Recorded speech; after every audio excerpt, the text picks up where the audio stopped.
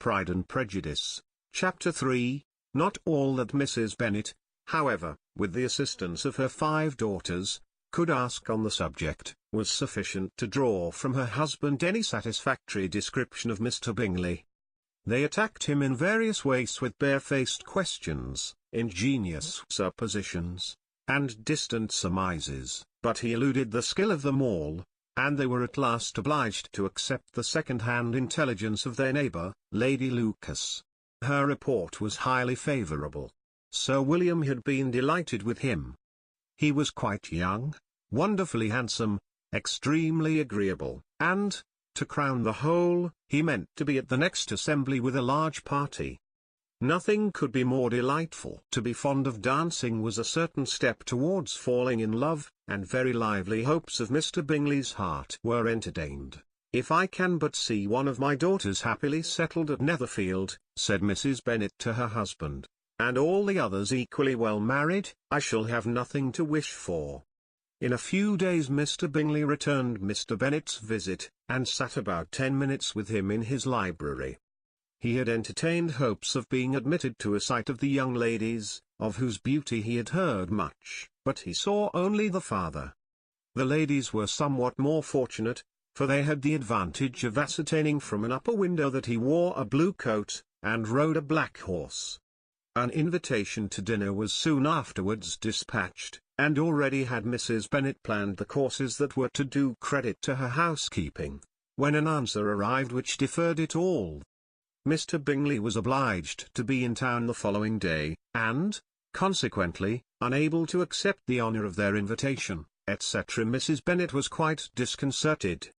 She could not imagine what business he could have in town so soon after his arrival in Hertfordshire, and she began to fear that he might be always flying about from one place to another, and never settled at Netherfield as he ought to be. Lady Lucas quieted her fears a little by starting the idea of his being gone to London only to get a large party for the ball, and a report soon followed that Mr. Bingley was to bring 12 ladies and 7 gentlemen with him to the assembly.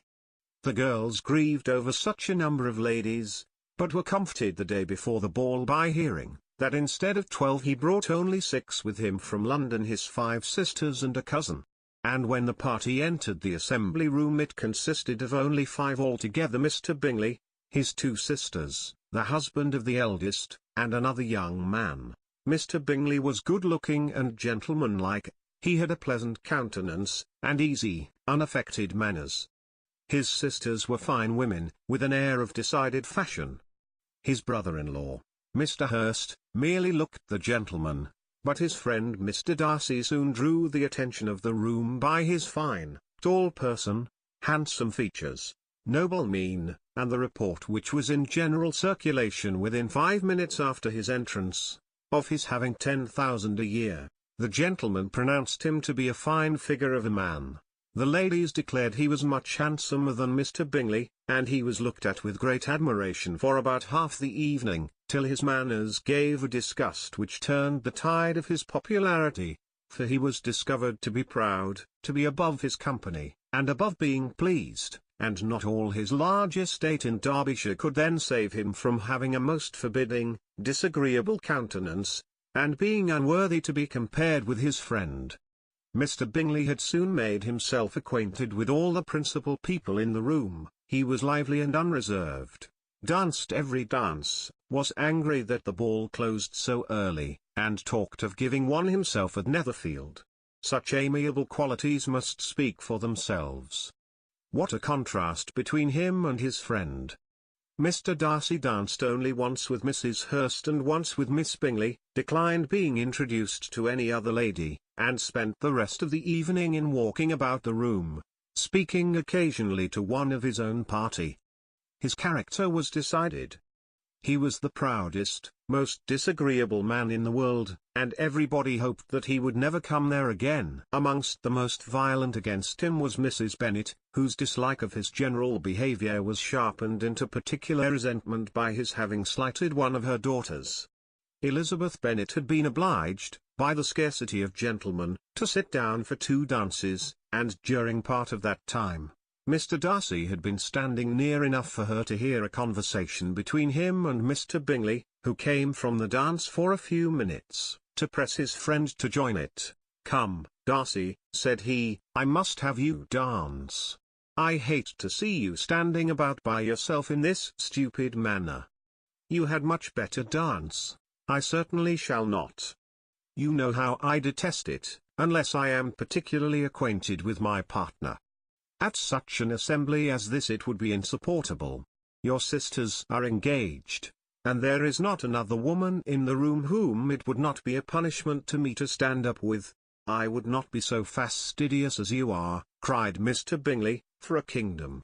Upon my honour, I never met with so many pleasant girls in my life as I have this evening, and there are several of them you see uncommonly pretty."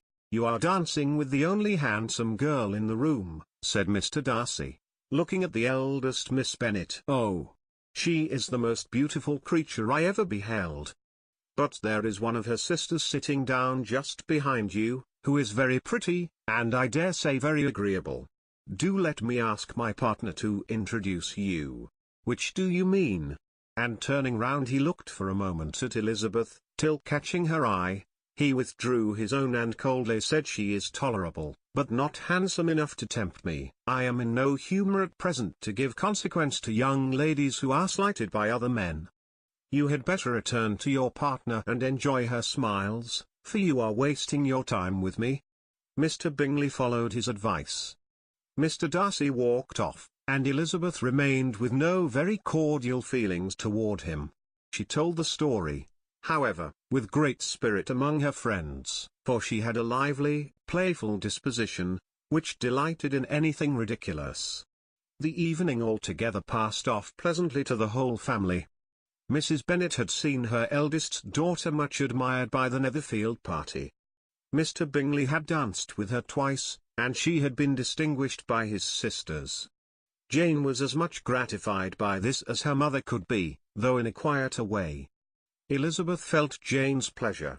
Mary had heard herself mentioned to Miss Bingley as the most accomplished girl in the neighbourhood, and Catherine and Lydia had been fortunate enough never to be without partners, which was all that they had yet learned to care for at a ball.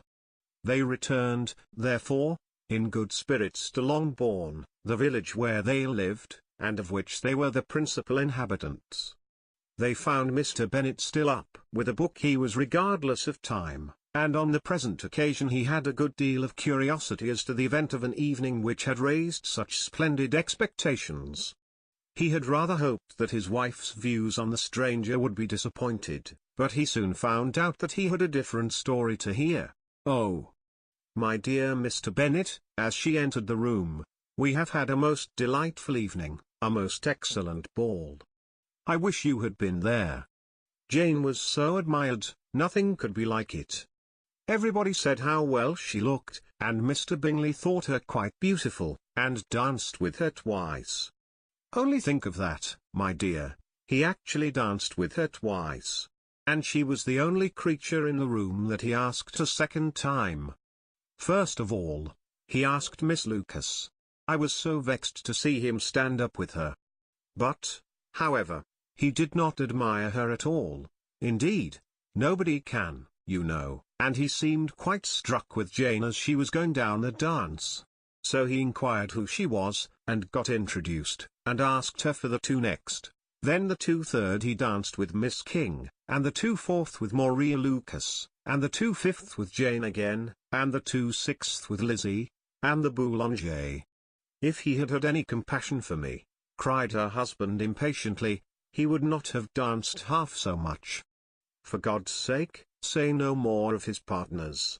Oh, that he had sprained his ankle in the first dance. Oh, my dear, I am quite delighted with him. He is so excessively handsome, and his sisters are charming women. I never in my life saw anything more elegant than their dresses. I dare say the lace upon Mrs. Hurst's gown." Here she was interrupted again. Mr. Bennet protested against any description of finery. She was therefore obliged to seek another branch of the subject, and related, with much bitterness of spirit and some exaggeration, the shocking rudeness of Mr. Darcy. "But I can assure you," She added, "That Lizzie does not lose much by not suiting his fancy, for he is a most disagreeable, horrid man, not at all worth pleasing. So high and so conceited that there was no enduring him. He walked here, and he walked there, fancying himself so very great. Not handsome enough to dance with. I wish you had been there, my dear, to have given him one of your set downs. I quite detest the man.